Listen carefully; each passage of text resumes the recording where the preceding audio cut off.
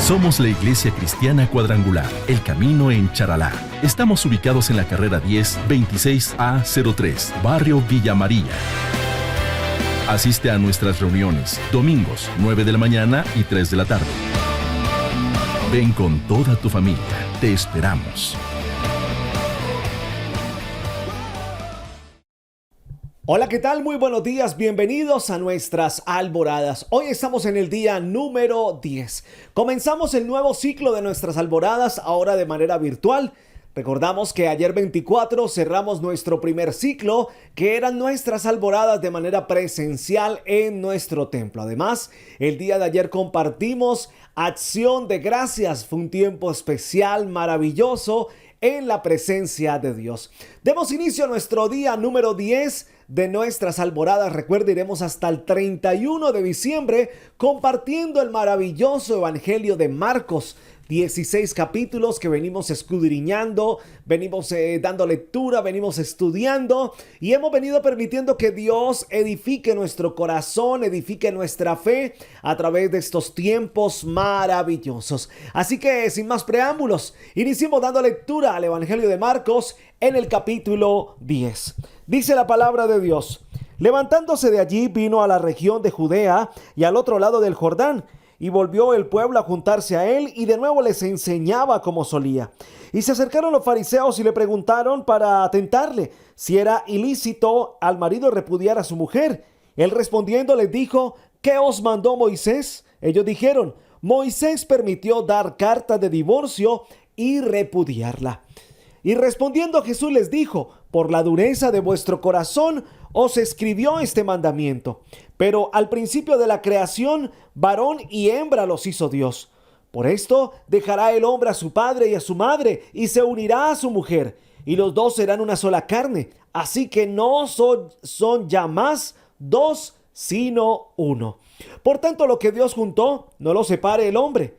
En casa, los discípulos volvieron a preguntarle de lo mismo, y les dijo: cualquiera que repudia a su mujer y se casa con otra, comete adulterio contra ella. Y si la mujer repudia a su marido, se casa con otro, comete adulterio.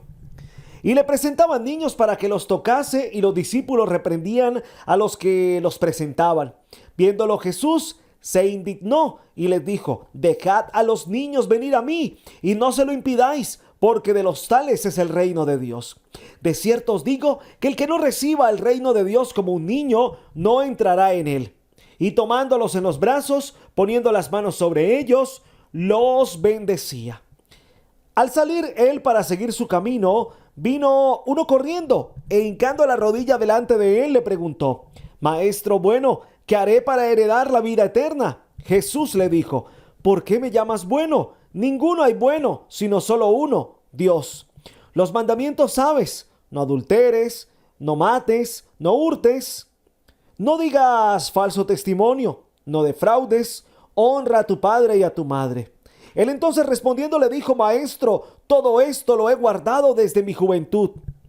Entonces Jesús, mirándole, le amó y le dijo: una cosa te falta, anda, vende todo lo que tienes y dalo a los pobres, y tendrás tesoro en el cielo, y ven, sígueme, tomando tu cruz. Pero él, afligido por esta palabra, se fue triste, porque tenía muchas posesiones. Entonces Jesús, mirándolo alrededor, dijo a sus discípulos: cuán difícilmente entrarán en el reino de Dios los que tienen riquezas. Los discípulos se asombraron de sus palabras, pero Jesús respondiendo volvió a decirles: hijos, cuán difícil les es entrar en el reino de Dios a los que confían en las riquezas. Más fácil es pasar un camello por el ojo de una aguja que entrar un rico en el reino de Dios.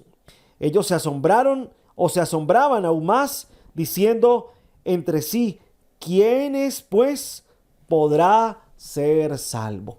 Entonces Jesús mirándolos dijo: para los hombres es imposible, mas para Dios no, porque todas las cosas son posibles para Dios. Entonces Pedro comenzó a decirle: he aquí nosotros lo hemos dejado todo y te hemos seguido. Respondiendo Jesús dijo: de cierto os digo que no hay ninguno que haya dejado casa o hermanos o hermanas o padre o madre o mujer o hijos o tierras por causa de mí, del evangelio, que no reciba 100 veces más ahora en este tiempo, casas, hermanos, hermanas, madres, hijos y tierras, con persecuciones, y en el siglo venidero la vida eterna. Pero muchos primeros serán postreros y los postreros primero. Iban por el camino subiendo a Jerusalén, y Jesús iba adelante, y ellos se asombraron y le seguían con miedo. Entonces, volviendo a tomar a los 12 aparte, les comenzó a decir las cosas que le habían de acontecer. He aquí subimos a Jerusalén, y el Hijo del Hombre será entregado a los principales sacerdotes y a los escribas, y le condenarán a muerte y le entregarán a los gentiles, y le escarnecerán, le azotarán y escupirán en él, y le matarán, mas al tercer día resucitará.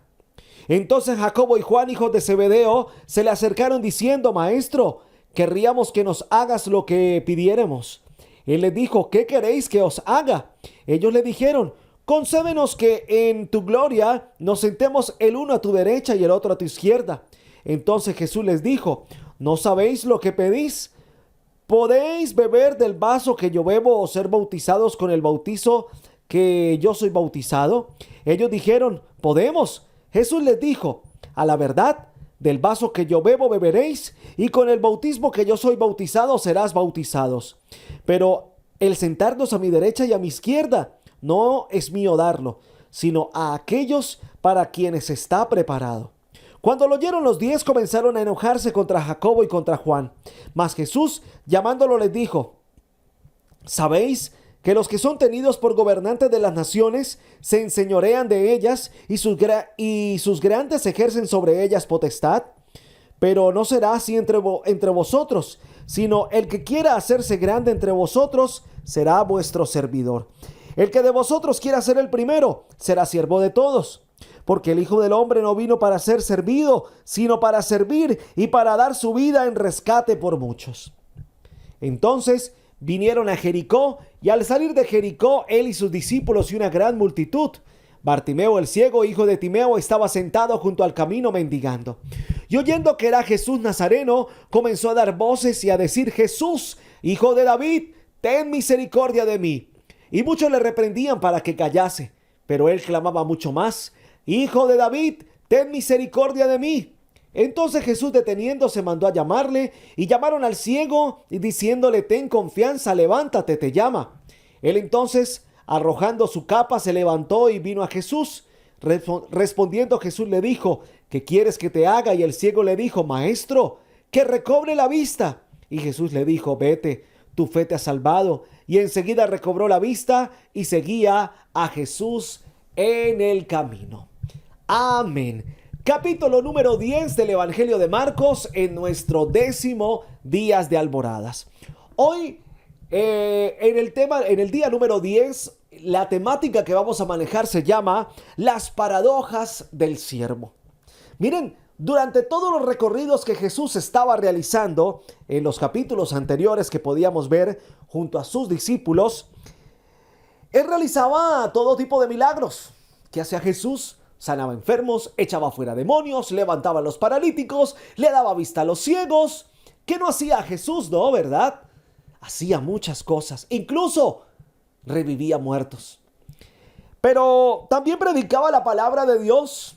Él llevaba el mensaje de salvación, invitaba a la gente a que se arrepintieran y que comenzaran una nueva vida conforme a lo que quería, a lo que estaba establecido por parte del reino de Dios.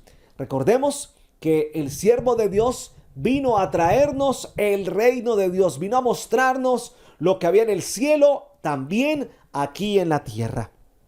Pero el siervo de Dios fue también maestro por excelencia. Utilizaba diversas maneras para predicar a los judíos y también para predicar a los gentiles. Por ejemplo, usaba las parábolas, daba testimonio, utilizaba los proverbios, o citaba también a los profetas del Antiguo Testamento. Cada cosa Jesús acogía todo lo que encontraba a su alrededor con tal de predicar la palabra de una manera que muchos entendieran. Pero también utilizó las paradojas. Por eso hoy quiero hablarles acerca de las paradojas del siervo. Siendo la mejor manera, ¿por qué? Porque es que a través de una paradoja usted puede entender o puede hacer ver la verdad de una manera diferente. Seguramente usted ha estado en situaciones donde usted cree que lo que le dicen los demás no es cierto. A pesar de que los demás tengan la razón y le estén diciendo, tú estás haciendo las cosas mal. Pero tenemos un velo que no nos deja ver más allá. Por eso las paradojas es la mejor manera de hacer ver la verdad de las cosas. Aquellas que son lógicas, pero que no logramos entender o tan siquiera logramos comprender. Porque muchas veces nos sucede eso. No somos capaces de comprender lo que es malo y lo seguimos haciendo creyendo que es bueno. Entonces Jesús utiliza las paradojas en este capítulo 10 del Evangelio de Marcos. 5 paradojas. La primera, los dos serán uno. Evangelio de Marcos capítulo 10 versos del 1 al 12 nos muestra aquello que Jesús enseña sobre el divorcio. Y entonces los fariseos llegan allí a preguntarle y le dicen, bueno, ¿usted qué piensa del divorcio? Y Jesús muy sabiamente, porque es maestro por excelencia y tiene la sabiduría del reino de Dios, le dice, pues vamos a la ley. ¿Qué dice Moisés acerca de eso? Le pregunta. Y ellos dicen, Moisés permitió dar carta de divorcio y repudiarla. Ahí tendríamos que ir a Deuteronomio y ver qué es lo que dice la palabra. Ustedes en casa pueden buscar la cita. Deuteronomio capítulo 24, versículos del 1 al 4, donde la palabra nos dice que el esposo es quien se divorcia de la esposa, por lo cual él tiene que expedirle una carta a la esposa para poderse divorciar. Y de esta manera ella podrá casarse nuevamente. ¿Por qué? Porque ya va a tener la carta que demuestra que ella es soltera. De lo contrario, no podrá, escúchelo bien, casarse con alguien más, porque ahí ya sería una mujer adúltera. Y recuerde que los adúlteros en el Antiguo Testamento, sea hombre o mujer, morían apedreados. Así que no había pecado, como seguramente lo estaban queriendo hacer ver los fariseos, de que por adulterio, no, porque el adúltero moría siendo apedreado. Y dice Jesús, por la dureza de vuestro corazón os escribió este mandamiento. Es decir, Dios nunca ha querido que los matrimonios se separen. Recuerde que la palabra en Génesis dice que ahora los dos son uno solo. Si usted puede más adelante encontrar el pasaje, se lo regalo. Génesis capítulo 2, versos 21 al 25. El hombre ahora se junta con la mujer, debe dejar su casa, su familia y formar un solo hogar. Miren, los fariseos insistían en preguntar con una sola finalidad. Querían hacer caer a Jesús. Querían hacerlo entrar, no sé, de pronto en una provocación. O querían buscar la manera en que él dijera algo que los indignara y lo pudieran acusar. Lo pudieran acusar y pudieran aprenderlo. Pero Jesús no tuvo que utilizar ninguna artimaña, no. Utilizó la ley, que es la verdad, que es lo que nos defiende, que es lo que siempre nos pone en la mejor postura. Venimos viendo en estos días que la postura de Cristo siempre ha sido la misma, siempre ha estado firme y seguro. De esa manera le respondió a los fariseos en esta ocasión con firmeza y seguridad acorde a lo que decía la palabra de Dios. Miren, actualmente las personas buscan el divorcio. Se están casando o apenas se van a casar y ya están pensando en el divorcio. Oiga, si me caso y me divorcio voy a quedar con tantos terrenos, con tanta riqueza, con tantas cosas. Si las cosas no funcionan después del matrimonio, pues me separo y ya. No, ese nunca ha sido el propósito. Ahora, ¿por qué en el Antiguo Testamento el hombre tenía que separarse de la mujer? Tenía que entregarle una carta de divorcio. Recuerden que para el pueblo de Israel, la mujer no tenía voz y voto. Por lo tanto, era el hombre el que tenía que hacer esta diligencia. Y seguramente el hombre, por no verse mal, pues no iba a separarse de su esposa. Bueno, Aquí lo interesante es que actualmente los matrimonios no están viendo con la responsabilidad que se debe ver aceptar los votos de un matrimonio, aceptar un matrimonio como debe ser. Aquí la palabra nos está invitando a través de esta paradoja. Dice, los dos serán uno. No hay vuelta atrás. Dios quiere que tú y tu pareja sean uno solo. Hombre y mujer, como lo ha establecido la palabra, como lo ha establecido la ley de Dios, como fue el diseño original de la creación, hombre y mujer. Y los dos se juntarán y formarán un nuevo hogar, una nueva familia, y los dos de ahora en adelante serán uno solo. Algo lógico, ¿verdad? Una verdad lógica, pero que con tantas cosas en nuestra actualidad se nos hace difícil de entender o de comprender. Hombre y mujer se casarán, formarán un hogar y los dos a partir de ese momento serán uno solo. La segunda paradoja del siervo de Dios dice, los adultos serán como niños. ¿Cuánto me encanta este pasaje? Me encanta. Mira, antes de entrar a profundizar un poco, quiero decirte algo. Nosotros le insistimos tanto a nuestros hijos, a nuestros niños, que ya tienen que ser maduros, echados para adelante como adultos, responsables en sus quehaceres, en sus tareas. Sea serio, usted ya no es un niño. Muchas veces le hemos dicho a nuestros niños, ¿verdad? Usted ya es un hombre grande, hecho y derecho. Pero ¿sabes? En el Evangelio de Marcos, en el capítulo 10, del verso 13 al verso 16, dice lo siguiente. Y presentaban niños para que los tocase, y los discípulos reprendían a los que los presentaban. Viéndolo Jesús se indignó y les dijo, dejad a los niños venir a mí, y no se lo impidáis, porque de los tales es el reino de Dios. De cierto os digo que el que no reciba el reino de Dios como un niño, no entrará en él. Y tomándolos en los brazos, poniéndole las manos sobre ellos, los bendecía. Tú quieres que tu hijo ya sea un adulto. Y Jesús quiere que tú, que ya eres adulto, seas como un niño. ¿Cómo la ves? ¿Cómo la ves? Necesitamos volver a ser niños. Nuestro corazón debe ser como el de un niño. Tuve la oportunidad un día de predicar en la iglesia en San Gil precisamente sobre este fragmento de la palabra. Y no hay nada mejor que ser niño en nuestro corazón. Porque es que un niño, voy a poner el ejemplo que puse ese día.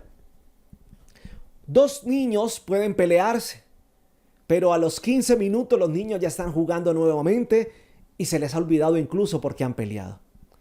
Dos personas adultas se pelean por X o Y situación y generaciones completas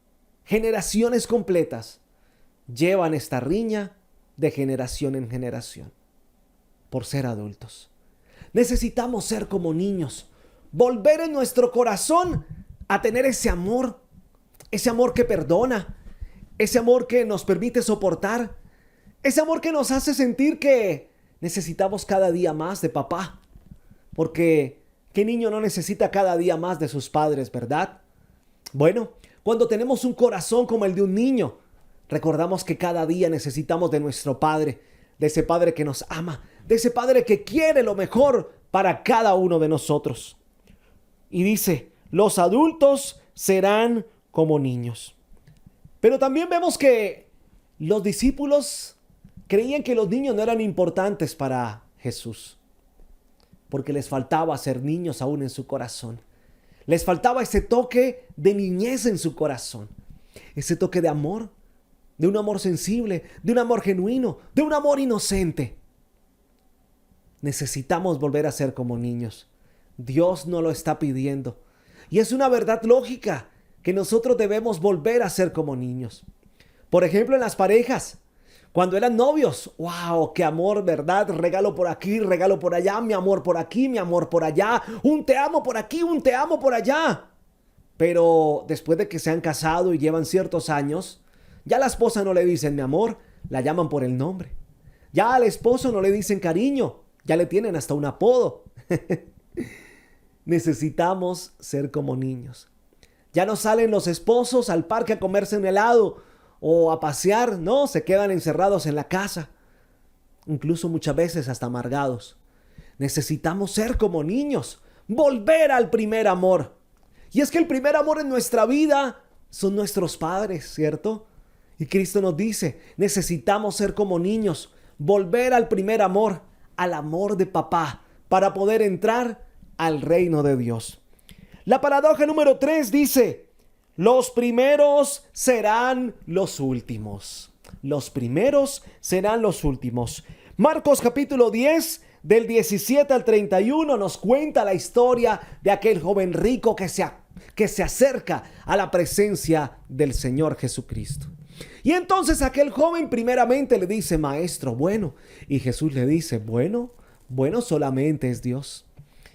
Muchos podrían decir, llegó a engalar, a querer verse como intelectual, como que el que sabe, el que conoce, y por eso le decía, maestro bueno. Pero Jesús le dice, no, bueno Dios. Pero algo muy interesante de todo esto es que él llega y le dice a Jesús que él quiere seguirlo. Y Jesús le dice, bueno, debes guardar los mandamientos. Y él le dice, desde joven lo he hecho. Está sacando pecho. Que desde joven ha sido correcto, ha sido recto en su caminar. Prácticamente se estaba mostrando delante de Jesús como que nunca había tenido pecado, que era un hombre santo. De pronto eso no le permitió ver mucho más allá de lo que Jesús le iba a responder. De pronto le hizo falta un poco más de humildad en su corazón. Muchas veces, ¿cuánta humildad nos hace falta en nuestro corazón, verdad? Somos pretenciosos, prepotentes. Humillamos a los demás. O sentimos rabia porque los demás muchas veces son más que nosotros. De pronto este joven rico, al ver a los 12 discípulos ante Jesús, sintió de pronto celos, diciendo, no, miren, si son unos simples pescadores y yo soy un joven que tengo riqueza, soy pudiente y hago las cosas correctamente delante de la presencia de Dios, yo merezco estar en ese lugar. Pero Cristo le dice, bueno, entonces vende todo, dalo a los pobres, toma tu cruz y sígueme. Y el joven dice que se va triste. ¿Por qué se va triste el joven? ¿Y por qué Jesús tiene que después contarle nuevamente a los discípulos el por qué? Porque muchas veces nos cuesta dejar la idolatría al dinero. Nuestra vida depende del dinero nomás. Pasa como cuando si Dios te dijera, bueno, extiende tu mano que te voy a dar una bendición, pero en cada mano tenemos fajos de billetes y sabemos que si los soltamos, nunca más los volveremos a tener. Y entonces preferimos perder la bendición, pero no soltar el fajo de billetes. Eso sucedía. El joven no estaba dispuesto a soltar sus riquezas y a aceptar la cruz que Cristo le decía que tenía que cargar. Una cruz que lo llevaba a ser humilde, a humillarse delante de los demás para entender que no era tan correcto como decía. Seguramente en su corazón había orgullo debido a tantas riquezas. Y lo podemos ver porque automáticamente se retira de la presencia de Dios. Debemos muchas veces examinarnos, no creernos más que los demás, entender que todos los días somos pecadores y necesitamos estar en la presencia de Dios buscándole y humillándonos delante de Él, tomando nuestra cruz y siguiendo a ese Cristo. Por eso, los primeros serán los últimos. Y entonces, Él se acerca a sus discípulos. Jesús se acerca a los discípulos y les cuenta esta historia y les dice, mire, seguramente aquel joven sintió celos de ustedes, pero ustedes no crean que porque no tienen las riquezas o no tienen el estudio o no tienen el estatus, no son estrato 6, 7, 8, sino que ustedes vienen en estrato 1, 2 o 3, no tienen derecho a ser grandes, no. Ustedes que han aprendido a humillarse, a ser humilde, a dejarlo todo por seguirme, ustedes serán los primeros. Por eso la palabra dice, los primeros serán los últimos. Qué bonita reflexión, ¿verdad? Qué bonita paradoja, porque nos enseña que verdaderamente debemos ser los últimos para ser los primeros, servirle a los demás. Por eso la siguiente paradoja dice, los siervos serán gobernantes. Marcos capítulo 10, versos del 32 al 45. Nuevamente Jesús anuncia su muerte. Jesús anuncia su muerte, dice, iban por el camino subiendo a Jerusalén y Jesús iba delante de ellos y se asombraron y le seguían con miedo. Entonces, volviendo a tomar a los 12 aparte, les comenzó a decir las cosas que les había de acontecer. He aquí subimos a Jerusalén y el Hijo del Hombre será entregado a los principales sacerdotes, a los escribas, y los condenarán a muerte y le entregarán a los gentiles. Y les escarnecerán, les azotarán y escupirán en él y le matarán, mas al tercer día resucitará. Mire, algo muy interesante, porque en los siguientes versículos nos dice que hay una petición de Jacobo y Juan, que cuando llegue la gloria del Señor, ellos puedan sentarse a la derecha y a la izquierda de Dios. Muchos dirían, oiga, aquellos no pensaron lo que dijeron.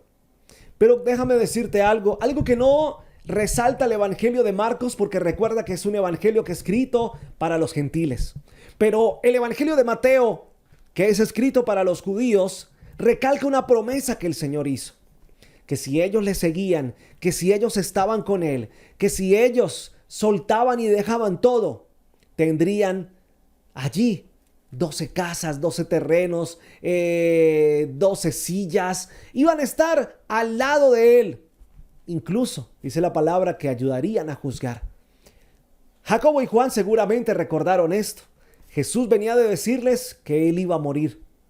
Y ellos recordaron esa promesa y le preguntaron y le dijeron entonces, nos gustaría ser tu izquierda y tu derecha. De pronto un poco, podríamos decir que llenos de envidia, no, o de vanagloria, o podríamos decir que pretenciosos. Mejor sería la palabra más adecuada.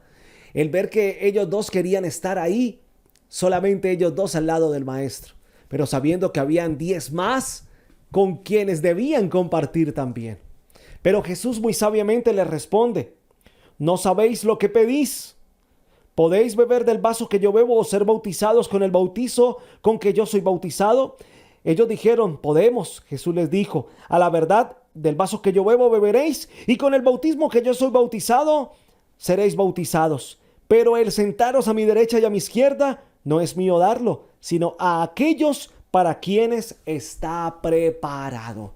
Mira, seguramente no entendían algo. Primero debían servir. Primero debían ser siervos. Veamos el Antiguo Testamento. José el soñador, Moisés el libertador, Josué el encargado de llevar al pueblo a la tierra prometida, el mismo rey David, el mismo Timoteo. Todos tuvieron que ser siervos primero. Entendieron que para estar o para cumplir el propósito de Dios o para ser alguien importante para Dios, debían ser siervos primero. Hoy la invitación es para que tú entiendas que primero debes servir a los demás para poder reclamar allí el estar sentado al lado del maestro. Primero debemos ser siervos. Primero debemos entender eso, ser siervos, porque los siervos serán gobernantes. Mira, algo muy interesante que dice Jesús, y es que aquellas personas que son gobernantes cuando llegan al poder se descontrolan y hacen las cosas solo pensando en dinero, solo pensando en beneficio propio. Pero aquel que ha sido siervo primero, aquel que, como se dice popularmente, le ha tenido que luchar, ha tenido que salir adelante con sus propias manos, ha aprendido a ver la humildad en medio de la gente, ayudar a los unos, ayudar a los otros, sin importar quién sea, dónde esté. Ese será gobernante. El siervo será gobernante, es decir, sabrá gobernar correctamente. Esa es la cuarta paradoja que nos regala el siervo de Dios. Y quiero cerrar con la número 5. Los pobres llegan a ser ricos. Marcos capítulo 10, versos 46 al 51. La palabra de Dios nos cuenta la historia del ciego Bartimeo que recibe la vista. Y es una historia muy interesante, porque aquel ciego estaba allí junto al camino y tan pronto supo que Jesús venía, empezó a gritar. Y mira cómo le gritaba: Jesús, hijo de David. Jesús, hijo de David. Jesús, hijo de David. Y la gente le quería callar. Pero él sabía que el que podría darle la vista estaba pasando por allí. Jesús, hijo de David. Y Jesús se detiene y le manda a llamar. Y entonces ahí sí la multitud lo alienta a que vaya a los pies del maestro. Pero cuando llega allí, sucede algo interesante. Ya no le dice hijo de David. Cuando le dice Jesús, hijo de David, lo hizo para llamar la atención. Pero cuando se encuentra con él, ¿sabes qué sucede? Esa fe que tiene aquel ciego dentro de su corazón le hace ver realmente con quién está hablando.